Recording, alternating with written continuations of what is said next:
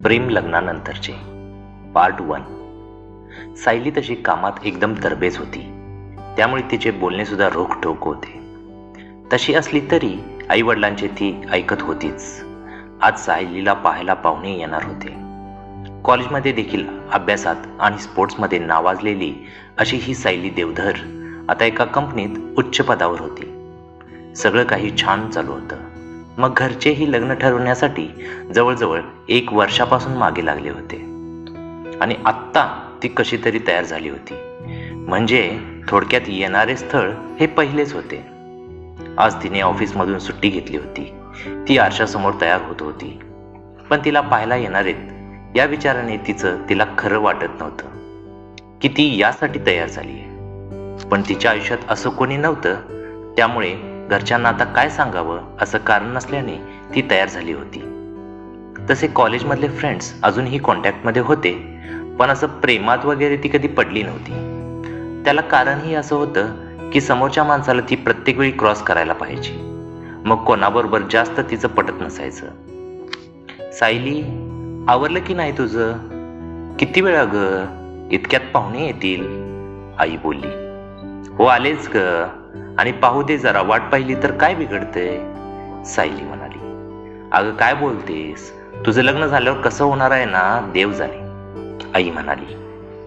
कधी जमते का ते बघूयात, मग झाल्यावर काय होते ते पाहू, बाबा म्हणाले. काय कटकट आहे, एक तर तयार व्हा. मी काय बाहुली आहे शोभेची?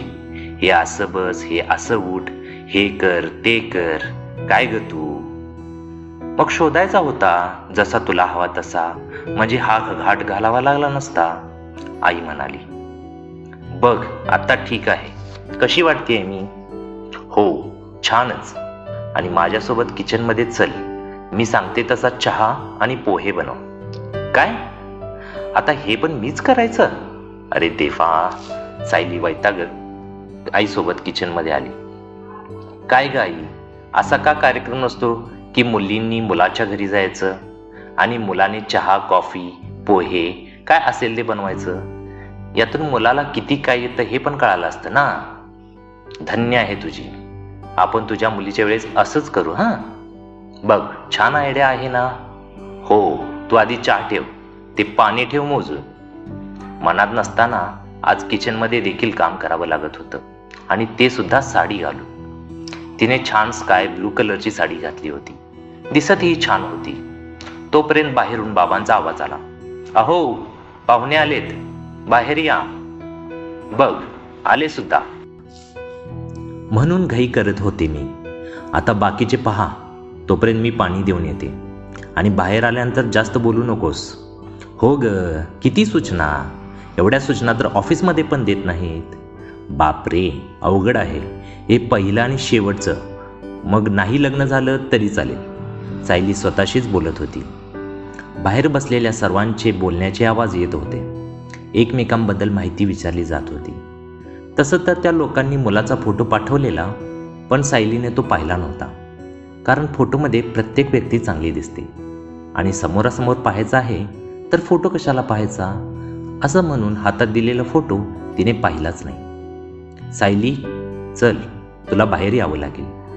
ती आईसोबत बाहेर आली आणि तिला बसवली. समोर एक मुलगा बसलेला.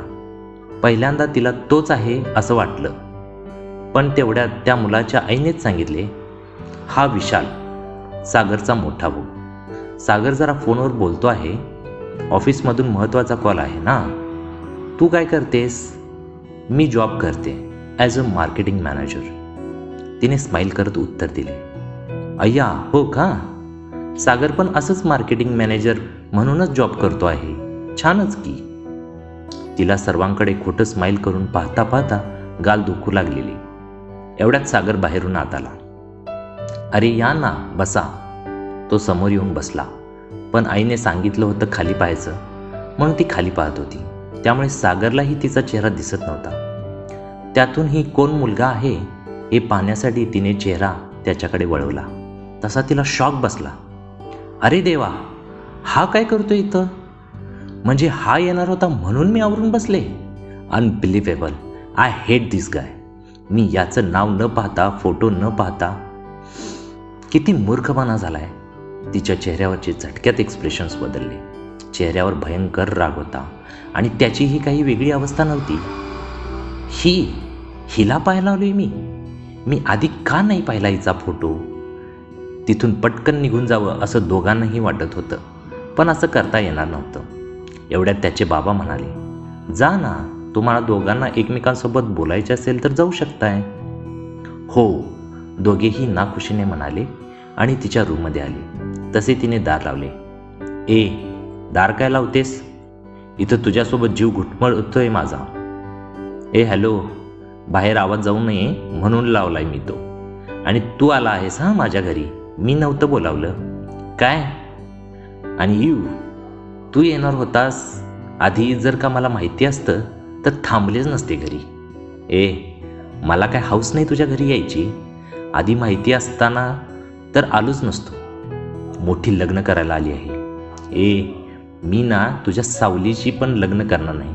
तू काय चीज आहे? सगळा मूड घालवला. तू घालवला आहेस मूड माझा. ए, ते दार उघड आधी, नाहीतर उगाच चुकीचा अर्थ काढतील घरातले.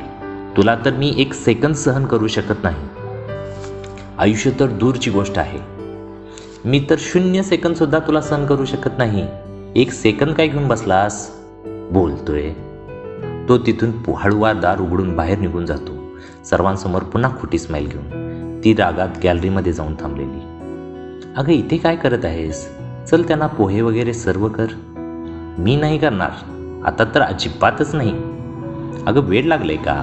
जरा बाबांचा तरी विचार कर. काय म्हणतील ती लोक? आणि असं तोंड पाडून बसायला काय झालं? आई जबरदस्तीने तिला घेऊन जाते. तिच्या हातात चहाचे कप देत बाहेर हॉलमध्ये घेऊन जायला सांगते. तिला आता सध्या तरी काहीच करावं वाटत नव्हतं, पण नाईलाज झालेला. आणि ती सगळ्यांसमोर नॉर्मल असल्याचे दाखवत चहा देत होती. सगळ्यांना चहा दिल्यानंतर सर्वात शेवटी सागर समोर आली आणि जाणून बुजून चहाचा कप हातातून त्याने पकडण्याआधीच तिने सोडला. तो चहा सांडला त्याच्या अंगावर. Oh sorry, I am really sorry.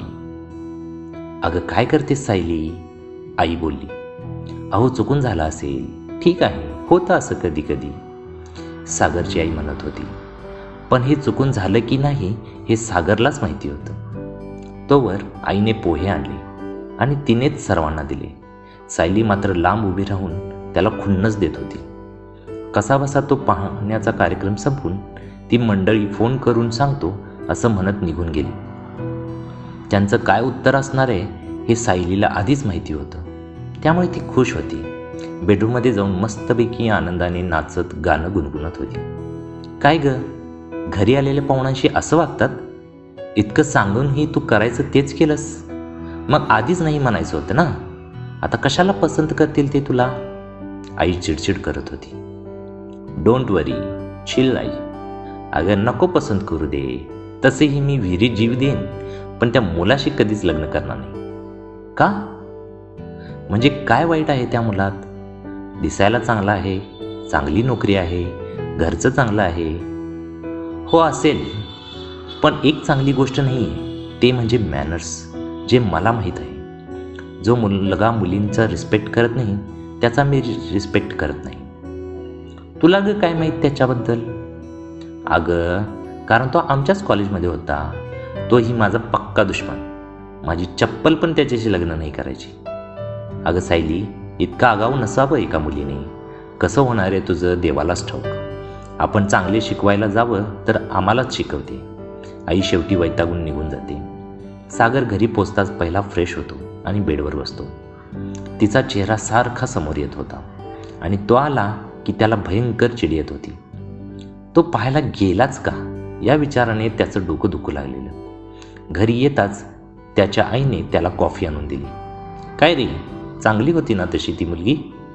मग हो म्हणून सांगू देत ना. काय? अजिबात नाही, मला नाही करायचं तिच्याशी लग्न. एखाद्या आंधळ्या पांगळ्या मुलीशी लग्न करेन, पण तिच्याशी नाही. अरे, झालं काय एवढं चिडायला तुला? अच्छा, तू चहा सांडला म्हणून का? झालं असेल रे. कोणी मुद्दाम कशाला करेल? म्हणून मुलगीच चांगली नाही असं नाही ना म्हणू शकत आपण. हे बघ आई, मी एकदा नाही म्हटलं म्हणजे नाही. आता यापुढे मला हा विषय नकोय. काय झालं सागर? अरे मी काय म्हणते, जरा 2 दिवस तरी घे विचार करायला, मग सांगू तुझं उत्तर त्यांना, जे तुला हवं असेल. आई प्लीज तू जा, मला जरा एकट्याला थांबू दे. ठीक आहे असं म्हणत त्याची आई बाहेर जाते आणि एवढ्यात त्याच्या बेस्ट फ्रेंडचा फोन येतो. हा बोल रोहित. काय रे, आलाच पाहून मुलगी? कशी आहे? एक नंबर बकवास. सगळा माझा मूड गेला. तुला माहिती आहे कोण होती ती? आपल्या कॉलेजमधली चेटकीन. काय? अरे काय सांगतोस काय? पण तुला आधी माहिती नव्हतं का कोणाला पाहायला चाललेला ते? आधी तिची माहिती काढायची ना. अरे यार, एक तर मला इंटरेस्ट नव्हता असं मुलगी वगैरे पाहायला जायला, आणि घरातल्यांनी फोर्स केला. मी म्हटलं असू देत, फोटोच कशाला पाहायला पाहिजे? तसंही फोटोमध्ये मेकअप केलेली प्रत्येक मुलगी सुंदर दिसतेच. बरं, हीच नेमकी असेल असं काही स्वप्न पडलं नव्हतं मला. मग आता काय ठरवलेस काय? अरे हे काय विचारणं झालं, ठरवायचं काय त्यात? मी आत्ता जायला नाही असं बोललो. काय? तू ना वेडा आहेस. तुझ्या जागी मी असतो ना तर सरळ हो म्हणालो असतो. काय? तू बरा आहेस ना?